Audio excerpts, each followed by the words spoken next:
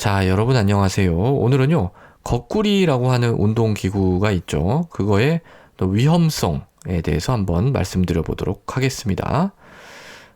이 사연은요, 제가 최근에 하고 있는 그 쇼크 시리즈가 있습니다.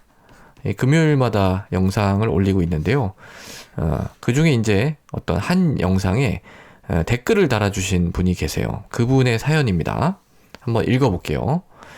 얼마 전에 헬스를 하고 마지막에 이 거꾸리를 했는데 그리고 나서 이제 토할 것 같고 어지럽고 등도 아프고 숨차고 그래서 죽다가 살아났습니다.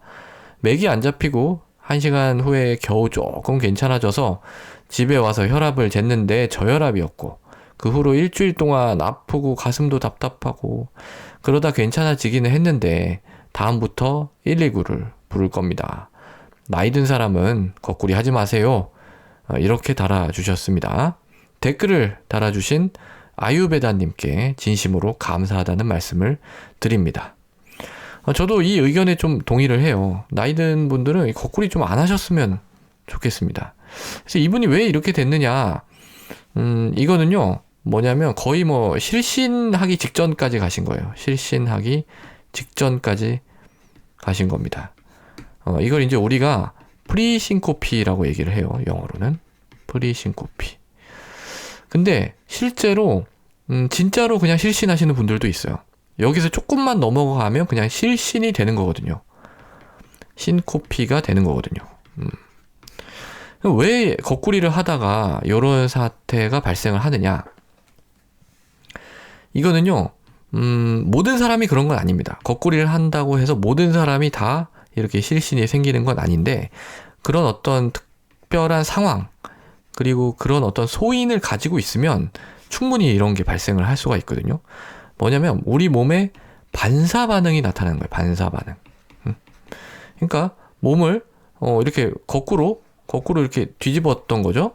그러다가 다시 이렇게 확 올리게 되면은 이게, 아니면 올렸다가 다시 뒤집든지, 그러면은 이 어떤 우리 몸의 그 혈압이라든지 맥박 이런 게 갑자기 확 어떤 자극을 받게 되거든요. 왜냐하면 뇌로 가는 혈류는 일정하게 유지가 돼야 돼요. 뇌로 가는 혈류가 막 바뀌면 안 되기 때문에 이게 일정하게 유지를 하는 과정에서 우리 몸의 어떤 혈압 조절 시스템이 이 위치의 변화, 특히 목, 머리 이 위치 변화에 굉장히 민감하게 반응을 하도록 설계가 되어 있습니다. 혈압하고 맥박이.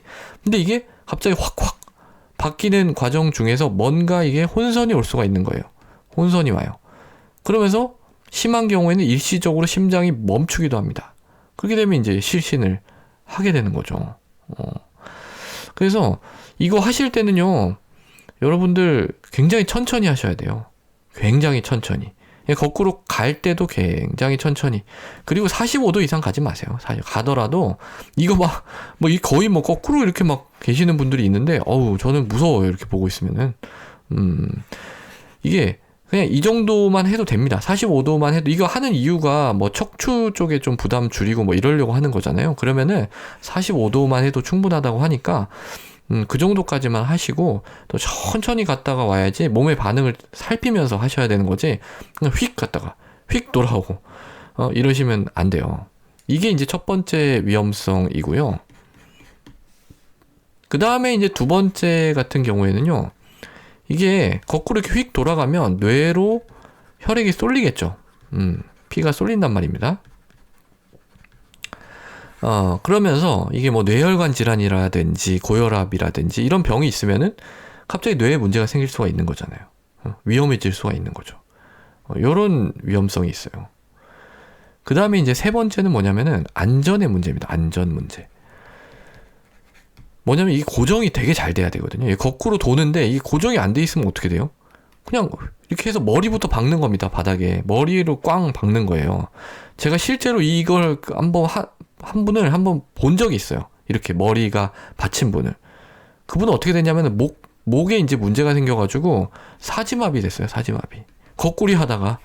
정말입니다. 제가 이분 본 지가 한 몇 년 됐는데 어쨌든 이거 굉장히 위험하다. 때도 그런 생각을 했어요. 그러니까 이분이 다 뭐 이렇게 점검을 하고 다 이렇게 고정을 하고 했는데도 이 사실 뭐 거꾸리라고 하는 게 꼭 뭐 헬스장에만 있는 게 아니고 어떤 동네 뭐 뒷산 이런 데도 있나 봐요. 근데 그게 이제 시설 관리가 뭐 반드시 제대로 된다는 보장이 없으니까 이렇게 했는데 툭 뭐가 풀리면서 이제 그렇게 되신 거였어요. 그러니까 이게 저는 이런 위험성을 감수하면서까지 이 거꾸리를 할 만큼 이게 아주 효과적인 것 같지는 않거든요. 그냥 좀 안 하셨으면 좋겠어요. 이게 왜 하냐 이렇게 봤더니 척추 건강 쪽에 이제 도움이 된다 뭐 이런 이야기가 있는데, 그래서 제가 정말 그런가 하고 한번 쭉 봤는데요. 좀 애매해요 보니까. 그러니까 이게 뭐 도움이 될 수도 있습니다. 거꾸리를 하면은 도움이 될 수도 있다고 해요. 척추 사이에 뭐 공간을 넓혀가지고 디스크 같은 경우에. 근데 이게 결국 원리가 견인이거든요. 견인. 늘리는 거니까 그러면 그냥 견인 치료 받으면 되잖아요. 안전하게.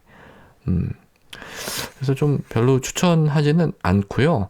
근데 이제 뭐 나는 이거 오랫동안 해왔고 뭐 별 부작용도 없었고 너무 시원해서 좋다 이러면은 뭐 하시는 거죠. 하시는 건데 반드시 이게 잘 고정됐는지 그거 확인은 좀 하셨으면 좋겠고요.